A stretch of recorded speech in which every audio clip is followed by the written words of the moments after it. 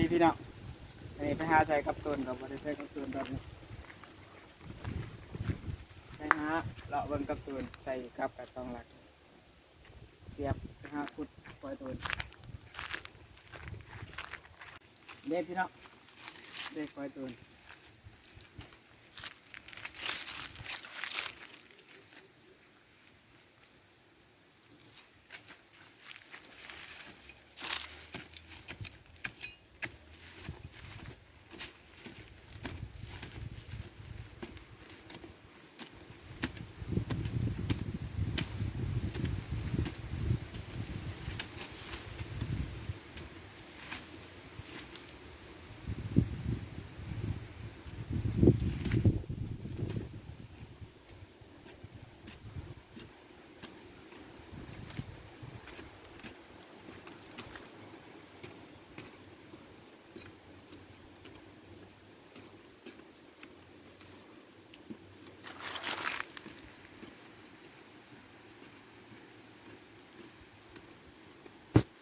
อาริตี้แหละให้พี่น้องเบิ่งไกลๆ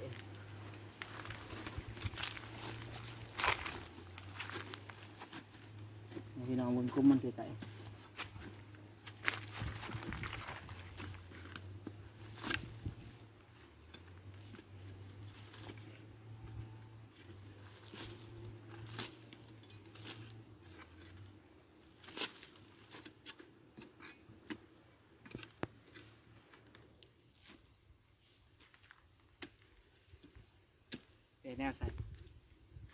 แนวใส่เอาหาใหม่เลยแนวใส่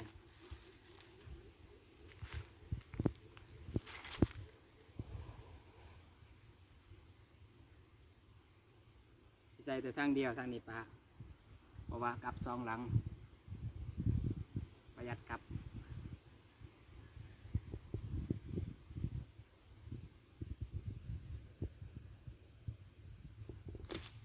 อุ้ยเกือบหยิบมือ เกือบกับหยิบมือหยิบได้จังบัดเลย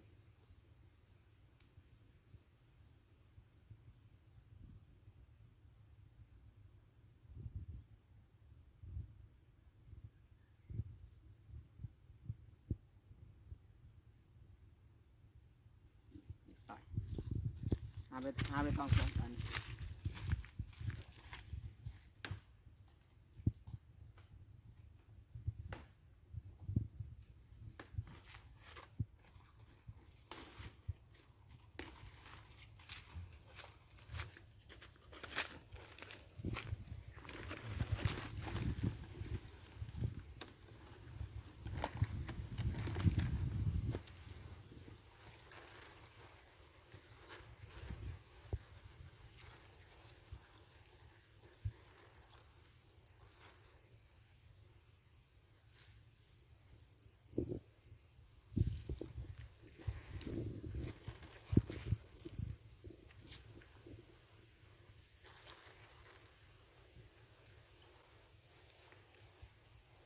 ยังไงอย่ามันปิว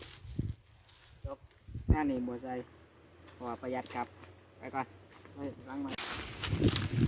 ร้านที่สองว่าอยากเก่าๆนิดหน่อย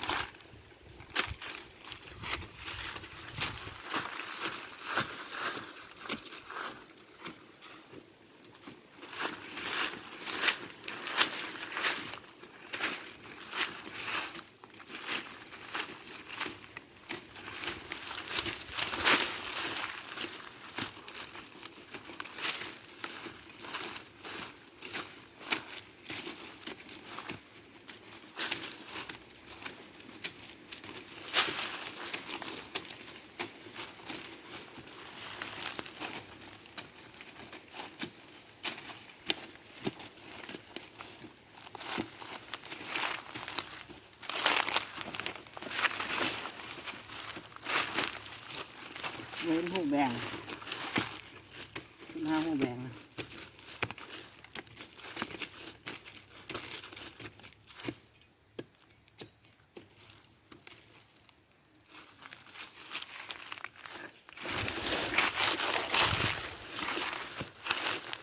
เล่นหูแบงท่าน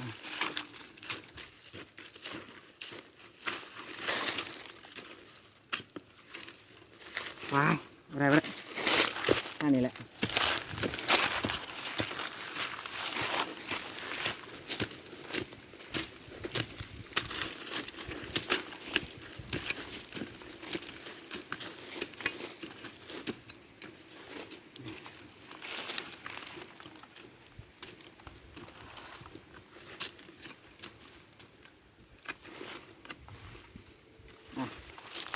สลัดกับอัน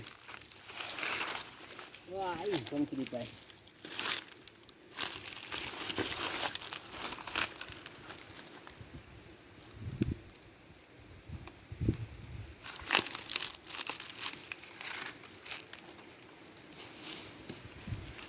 แล้วแนวใส่ไปเลย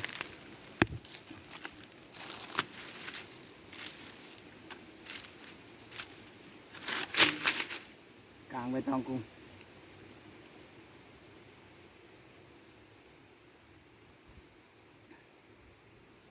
ไว้อยากเก่าๆเรียกวันใส่เนี่ย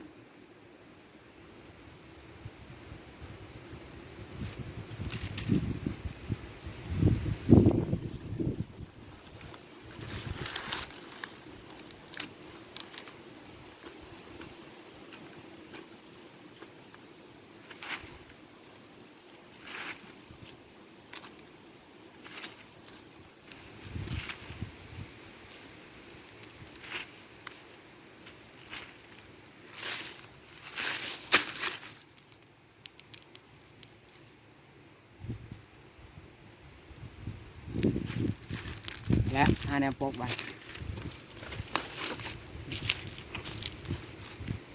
สิไปอะไรไปย่ามกับตัวนี้ครับดอกกระเจียวดอกกระเจียวดอกกระเจียวคาดอกกระเจียวปงเลยเด้อไปอยากโอ้3 คนหาเราเก็บดอกกระเจียวหัวหน้าเด้อ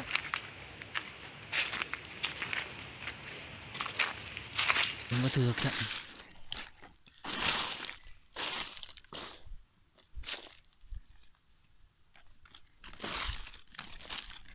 วัน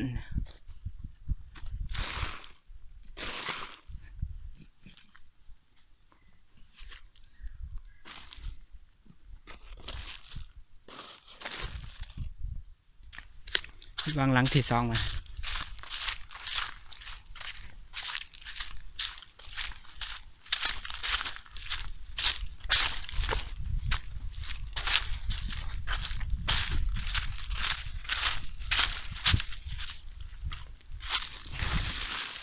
ว้ายบ่ถือคือเขาจบพี่น้องเลยขอบใจที่เขามาเบิ่งจนจบบ่ถือซ้ำ